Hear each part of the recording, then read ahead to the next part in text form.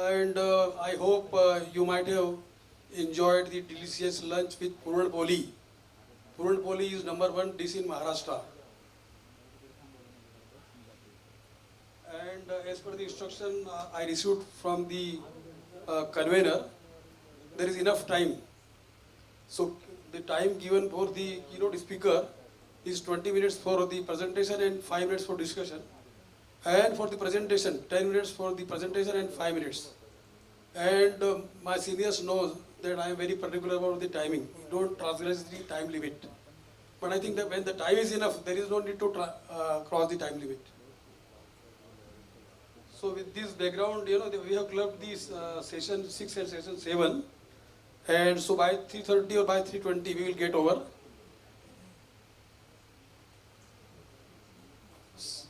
So I invite the first keynote speaker, Dr. K.M. Wanjarwadkar.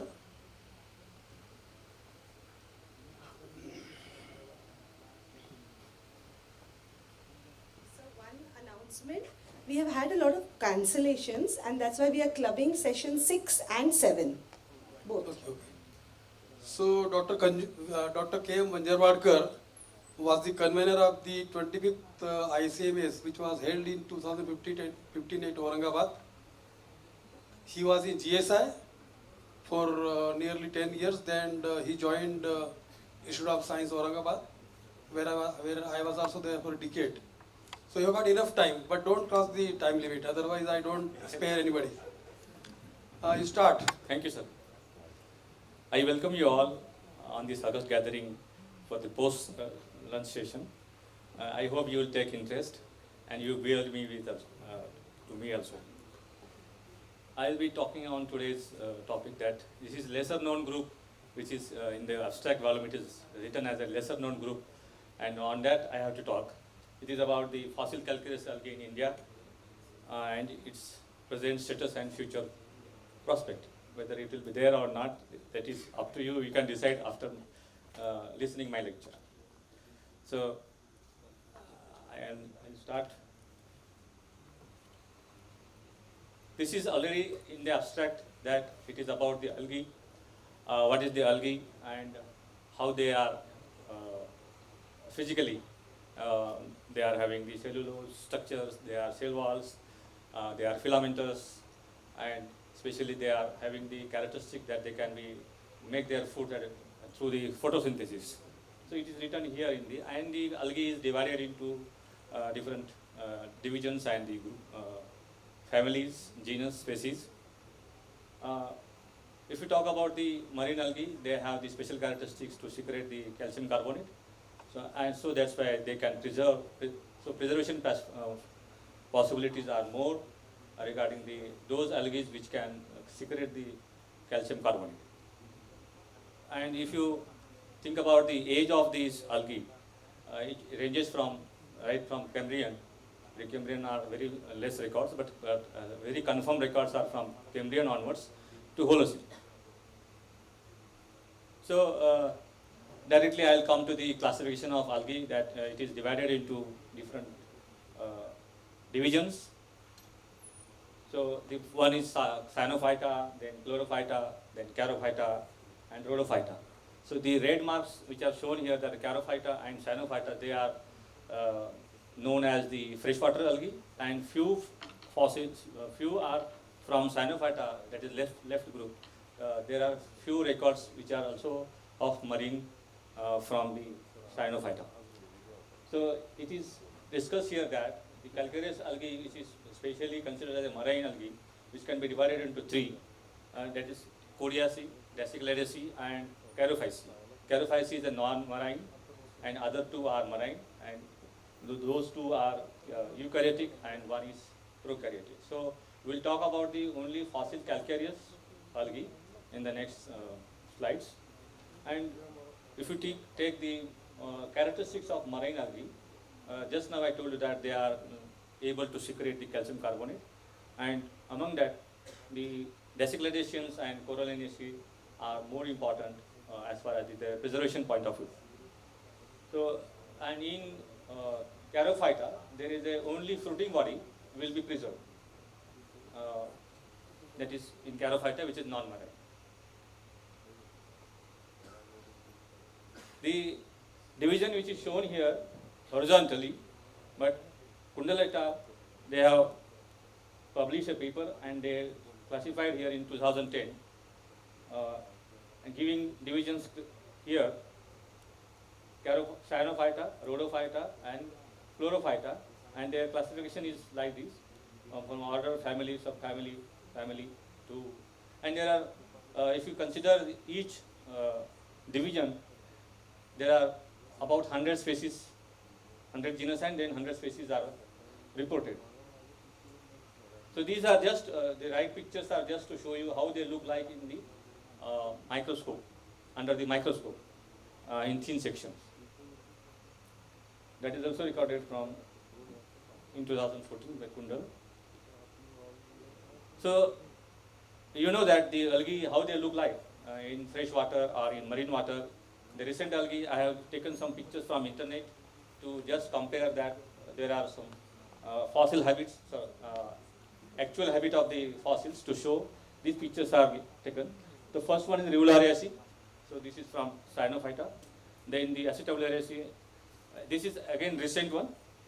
Just to show you the how algae looks like. That's why I have taken this. This is not a fossil algae. This is recent algae. And Dasycladaceae, this is fossil, but I don't think the picture is clear. But this is Dasycladacean examples, how they look like under the microscope. So Dasycladella is one of the group. Then this is Halimeda. Actual habit is like this. You can see this habit. And if you make thin sections, you will get these details, the central medulla and then cortex. All these branches we will see in details. Very similar to that, Ovulites SP is another group which have, Ovulites genus having different species. That is also a stem-like structure, and inside you will get the these type of structures. These are Trinocladus having one branch, and then these primary branches, secondary branches, and tertiary branches to a stem. And tertiary branches are very less prone to preserve.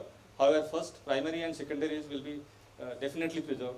So these are some examples from, you can see here, this is primary, then secondary, and then tertiary. Sometimes they preserve or sometimes they not.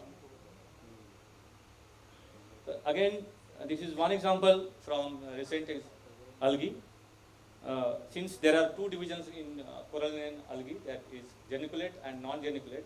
Geniculates are branching or digitate-like, and non-geniculate are, they are crustose or they are plain and don't have any digitation or the branching. So this is, this is the example from recent, which we can see here, digitations are there. And these are some fossil records for the geniculate and non-geniculate coralline algae.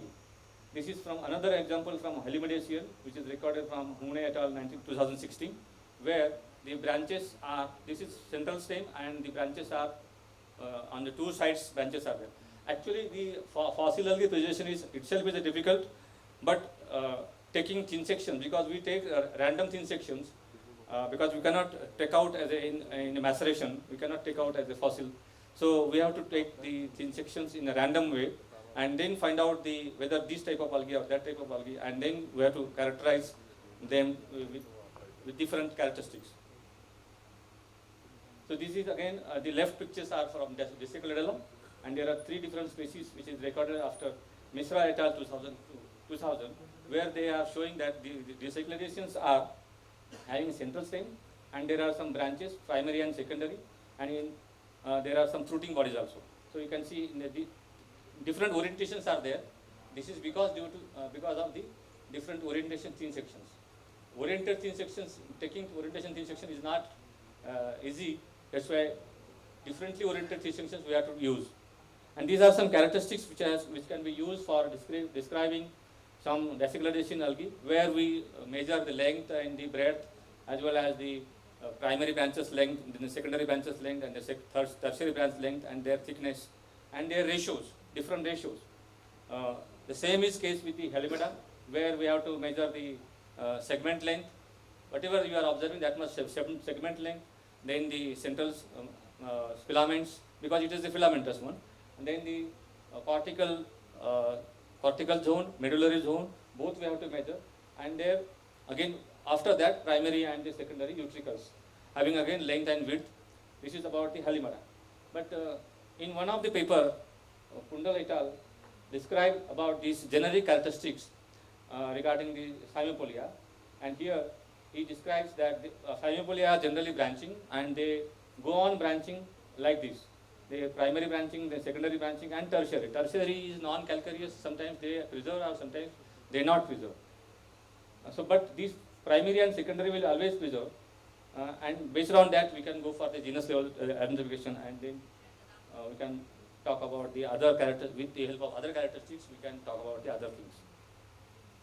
The generic characteristics for the other algae, other than the desiccarization, just like the corallians, which are dominating in one of desiccarization and coralliana, they are dominating algae. So we can see the structures in the thin section. They are branching. So it is a geniculate. Intergenicular areas are there, and genicular. So these are genicles and intergenicular area. So this has to be, this is branching, but this is something different than this one. So these characteristics we have to pick up for the differentiation between the algae about the branching.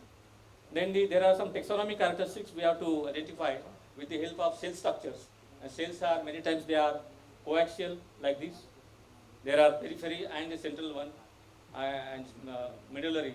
So the central structures will be having some different orientations. So these orientations we have to measure, and the angles we have to measure. Then there will be a fusion of the cells. Sometimes they fuse due to the certain changes in the environmental characteristics, as well as there are some fruiting bodies. These fruiting bodies has to, again they will be multiporate, then single porate, and there are some shells which join together, and their pores will also join together. So shell walls, shell structures, and their pores, this has to measure while describing the genus level structures, and for further going for the species level. So this is again given by Kundal et al. In 2011. So you can see here there are some structures which are fused. So the shells are making, instead of single cell, they are making fusing towards each other, and so the fuse. Cell fusion is also an important characteristics in the algae. So these are some records. Just now I told you that the algae is recorded right from Precambrian. So these from the outside India they were recorded, and I have not given records from Devonian onwards because this is plenty of records are available throughout the world, and especially I have taken older examples which can be seen here. That sorry.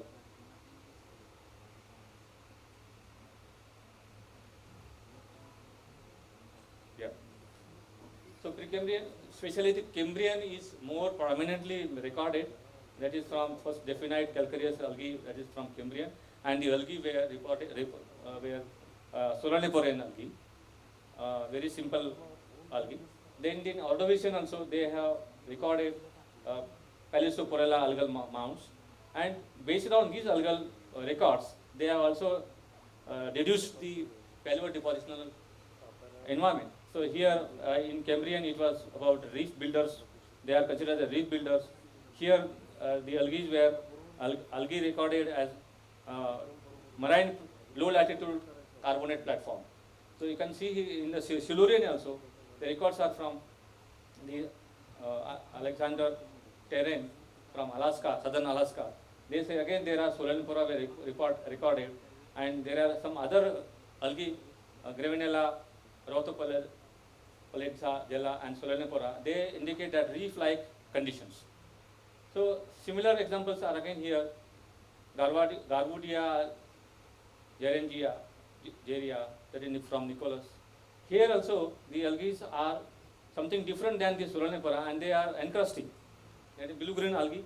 Algal mats were recorded from Devonian period, and they also found that they are some or the other type of bathymetry they can indicate.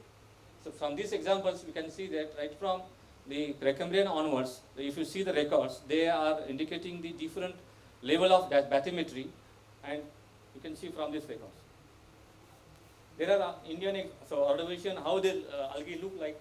This is text diagrams taken from this Baltic basin, that is late Ordovician.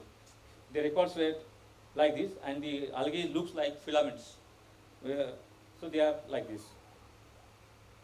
Now let us come to India and find out what is their algal record in the Indian basins. There are 26 basins in India, sedimentary basins, and most of the basins were studied, so many scientists like you, and among that, mostly they have studied for biostratigraphy by foreigners, but we algal students also work on that, and you can see here right from 12 sedimentary basins, algae reported. You can see here from Kanve Basin, Mumbai offshore basin, Godavari, Krishna, Meghalaya, and various basins that where we have recorded the algae, especially Kundal et al. And Kundal and other workers like student. I am also student from Kundal. So from Kundal and students work on Kutch, Saurashtra, onshore, offshore of Bombay High, and Kutch High, Kutch onshore, offshore. Even from Andaman, Bagh belts, Lameta belts, as well as Humne et al. Also work on Bengal Purnia basin, and Mude et al. He worked on Tiruchirappalli as well as the Saurashtra, Porbandar Saurashtra. So there are workers who are working on the different basins, but they have covered most of the basins from different areas. And why they work on that? Because they thought that these algae can be considered helpful for the understanding the paleodepositional conditions, paleoenvironmental conditions, paleoclimatic conditions, paleomathematical conditions, and which we are going to show how they have used. Even sometimes they are also not that much important, but biostratigraphy point of view also they have discussed and they have utilized. And with the algal record, it is also recorded that there is in India, in Jhilimili, up to Jhilimili from that is Son Narmada Tapi, that zone was under, sometime it was under the ocean, that is the channel was there. So it is also reported with the help of the algae. Of course, that is reported with the help of foraminifera, but there is other aspect of algae I am going to talk to. So you know that this is the sedimentary basins where all are working, especially ONGC. This is map taken from the DGH, Director General of Hydrocarbons, where recent there is a news that Bengal Purnia, it was categorized as a 3, but now it is converting into the 1 because there is a gas is being discovered and the drilling is going on. Or maybe it is very recently it will come. So it is being converted into from 3 to 1. I am scared about this entire information. I may be wrong because the doyens are sitting here, so in front of them talking like this, maybe something different. But I am sorry for that. So the record from India, from various basins, started with the Narayan Rao SR 1942 onwards, then Rao LR, Govt in 1954, then Badve et al. And Ghosh et al., MN Guru Raja, people like C.P. Verma, then A.K. Pal from GSI, then Ghosh Aryan, then Ghosh from BSIP, Ghosh Amit K, and their students, Dr. Anil Chandra, then Mishra et al. From Lucknow University, then Singh, Mishra et al., Singh and Kishore, all from Lucknow University. They are also working on fossil calcareous algae. And you know that Kundal et al. And their students, Humne et al. And Mude and myself, we are working on various basins. So you can see here, we have also record from Ordovician onwards in India. There is paper from Dr. S.K. Pandey and S.K. Parchasar that they have worked in Spiti Valley. You can see here the algae were recorded by Pandey and Parchasar, and these are the algae, Dasypularis, Silurica. Yes, sir. Okay. So you can see here, they have used these algae to deduce the environment, and they found that this is a shallow marine depositional environment from Spiti Valley. You can see here, even Paleogene and Neogene, there are a lot of workers who are working. That's why I have just given the different basin names and the areas where the people are working throughout India. Now let us come to how paleogeographically it is important, algae can be utilized. You can see there are 3 examples I have taken. One is from Massician time, that is Ashok Srivastava et al. And the second one is Kundal et al. In 2018, both papers are from 2018, and Pandey and Parcha from Ordovician succession. I just now told you that. So, and this is from other records, that is Permian marine calcareous algae were utilized, and they have found that there are equatorial distribution is there, right from all these countries, Iran, Afghanistan, South China, Japan. So they are reflecting that it is a equatorial distribution. But about these two, I will talk little more. You can see these are algae. These algae were reported from from Lametta formation, and these are mostly Clypea, Vesiclorella, Turnaclorus.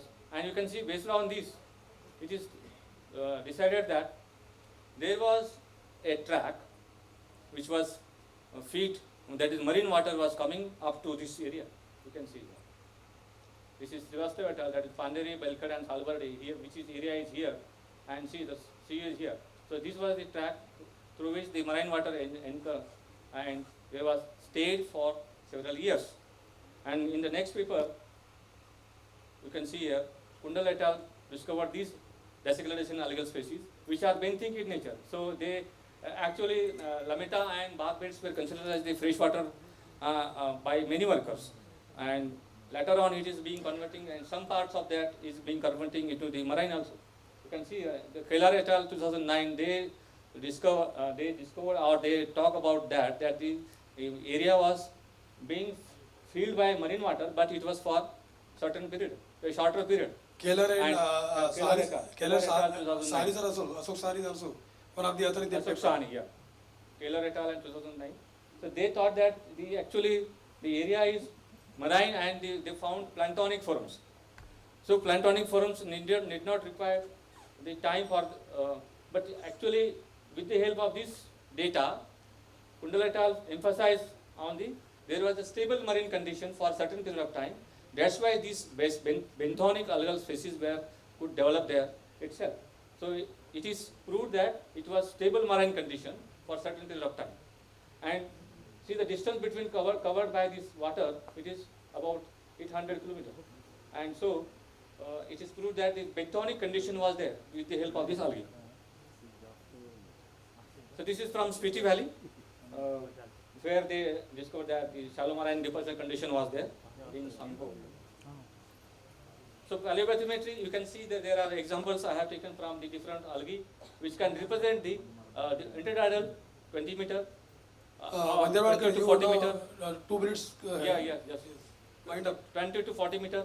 Or there are some algae which can represent right from even deeper level, up to which can go up to 100 meter or 120 meters.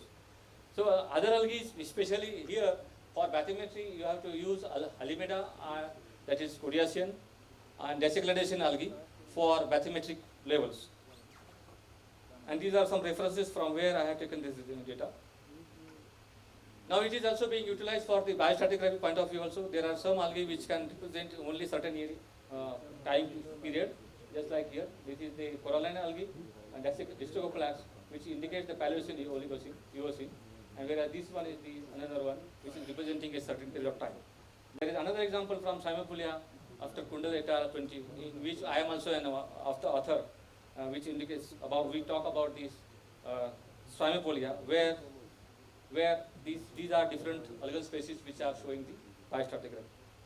Now this is from Sarkar et al. Record taken from they talk about the different species and their age. Now, what is the future prospect? We have to, just like foraminifera and other groups, we have to work in sedimentary basins, and there we have to talk about the paleobathymetry, paleoecological conditions, so that the same work can be taken in the other basins where it has not been reported. And especially we have to talk about the sedimentary phases and the bathymetry, so that sedimentary basis can be understood in one basin, can be taken, the same example can be taken or can be correlated in other areas where we are getting the coral limestones and other limestones. The phases, if you understood the same phases, whether it is we are getting in other areas, that can also you can also correlate the areas for further studies, because the reservoir rock which is being made in earlier days, it is by, many times it is by algae. So that rock can be understood as a reservoir rock, not from the other point of view, algal, that is the oil point of view, but as at least for reservoir point of view also you can consider. And there is this is last one.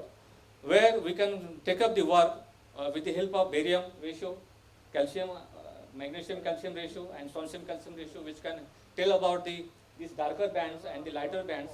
The darker and lighter bands are indicating about their temperature variations and and their period. So these bands can be studied and the different ratios can be understood, and paleoclimatic conditions or paleo temperature conditions can be understood with the help of this isotopic study. So these are thanks to different organizations, my director, Institute of Science, and Dr. Kundal, Professor Kundal, Professor Humne, Professor Shah Mure, and the all authors from the work which I have taken in this presentation, as well as the different internet resources. Okay, Dr. Kamalakar Wanjarwadkar, his surname is very big. Thank you.